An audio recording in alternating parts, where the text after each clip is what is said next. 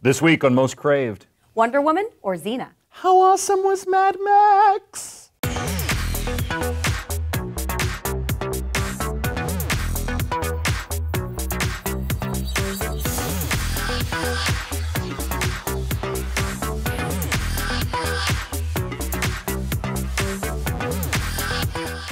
Hi, I'm Silas Lesnick with ComingSoon.net. I'm Jenna Bush with Geek Nation. And I'm William Bibiani with Crave Online. I think all of our voices are shot. It's fantastic. Yeah, it's pretty bad. That's ComicCon will do that to you. ComicCon will do that to you. Yeah, it's a ComicCon episode, everybody. We're going to look back at some of the stuff we liked. And a lot of the stuff we didn't. Well, there weren't a lot of announcements. No, last year spoiled us, I think. Yeah. Last year at Comic-Con, they had Avengers Age of Ultron, and they announced Batman v Superman. Well, it wasn't called, it had a real name back then. People just called it Batman versus Doesn't have a real Superman. name now. No, exactly my point. But this year, everyone, for the most part, with one or two exceptions, everyone just sort of coasted on stuff we already knew existed. You know, we're going to tell you, they showed some Avengers Age of Ultron stuff, and it looked cool, but Marvel didn't announce anything new other than Guardians of the Galaxy 2, which we kind of already knew was coming.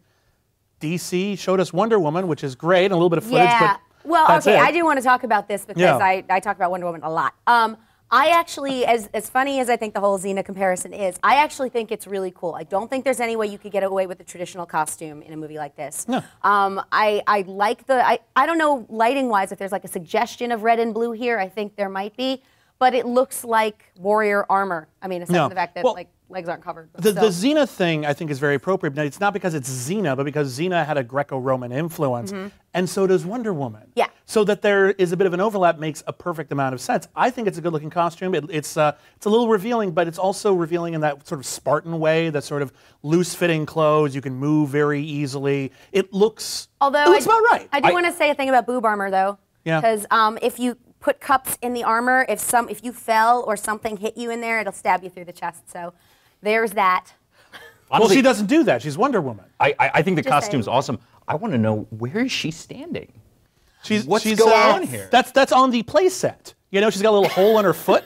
You know, and then they just plunk Gal Gadot on there so that she stays in place, like on the old Star Wars play sets. Yeah, well. That's what they're doing. That's what they're doing. But here's the thing. That's pretty much it. They're just like, Wonder Woman. No, really. That's it. Yeah, that's all they showed. No one really brought it. The one panel. Yeah. It was particularly peculiar because we had the Warner Brothers panel, and we had heard rumors, and of course these were just rumors of like a 9-film lineup. Stronger than that is Dwayne Johnson, who has been hinting like crazy that he's going to star in a Shazam film. When he just says, you know, not like I'm going to be a DC superhero, he's going to be as powerful as Superman, just say the word. I'm like, all right, we get it, you're Shazam, just announce it already. Yeah. Did they just not have the contract signed yet, or what? Why?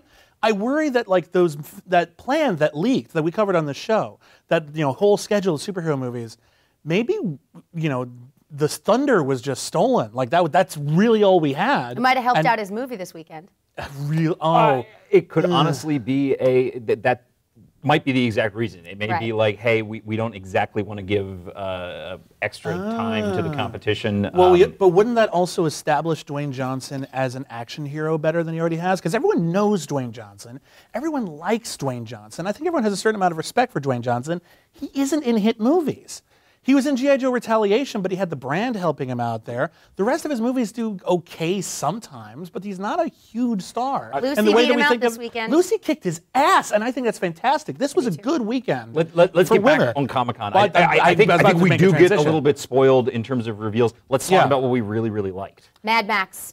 Mad Max looks amazing. Trailer. I watched it 8 times in a row. It was incredible. I'm so excited. I sat through the press conference and we found out there wasn't really a script. It was all done with storyboards because a lot of it's essentially a giant chase scene. And he said he sat with 3 storyboard artists and that's how they went through it because he said you can describe a chase or you can show it. Yeah, I think that's cool. And having seen some of it in that trailer, holy God. Just wow. But some of the stuff I was most excited about, I was getting back to the woman thing, honestly, is Painkiller Jane movie. You know, I realize she's not a major comic book character, but what's cool about it is A, female superhero, awesome. B, female directors, the Soska sisters, who are just awesome. I think they're really going to break out soon. That's a great thing. Lucy topped the box office. Wonder Woman's turning heads. This is a good time for women in action. So I thought that was a good thing that came out of this weekend, personally. I got to say the thing that really impressed me the most was they did a screening of Project Almanac, the Platinum Dunes found footage time travel movie. was not on my radar at all. And it got pushed back like almost a year, so everyone thought it was going to suck. It's really good. It's very much Primer and Chronicle combined into smart science fiction and a smart found footage movie. I didn't see it, but that comparison totally does it for me. So that sounds really, really cool. I think the panel, or at least movie-wise, we haven't talked about TV yet. I think the panel movie-wise that really blew me away and actually did have announcements was Legendary. Legendary, they announced Mothra, King Ghidorah, and Rodan in Godzilla 2. I hope Godzilla's still in it, but we'll see how that works. And also there's going to be a Skull Island Godzilla origin story. Or not Godzilla, King Kong. Still cool. We have what looks to be Legendary building a universe with even the hint that perhaps we'll get At the Mountains of Madness and Hellboy 3. So theoretically, in some years from now, we could have Hellboy fighting King Kong or Hellboy fighting Godzilla. And also they have Pacific Rim as well. Yes, because when we get Kong and then Bride of Kong, and they have to build a super mecha Kong with 2 drift-compatible Kongs to fight Godzilla. Kong! I am so happy right now. I am very happy. I think all of that stuff is fantastic, and I can't wait. Now, you guys saw some TV stuff at Comic-Con. There's a lot of cool stuff there. I didn't get a chance to see any of it because I was focused on film. I saw Outlander. I had no idea what a huge following this show has, but it is absolutely huge. I've seen the first 2 episodes, and I thought it was wonderful. There's a science-based time travel here. It's not a magic-based thing. All right. I saw Gotham, actually, was my Gotham highlight. City? I thought Gotham was really cool. It's sort of a live-action Batman the Animated Series. It has the style to it. Yeah. It's a police procedural, but set in this heightened Batman reality, and I'm going to be watching. Fantastic. What was your biggest disappointment that we didn't get or that you saw and sucked? I mean, as much, it's Marvel. It's both hands of it. I love the presentation. I wish we could have gotten a little more. We still have 7. We learned Guardians 2, but 7 unknown movies.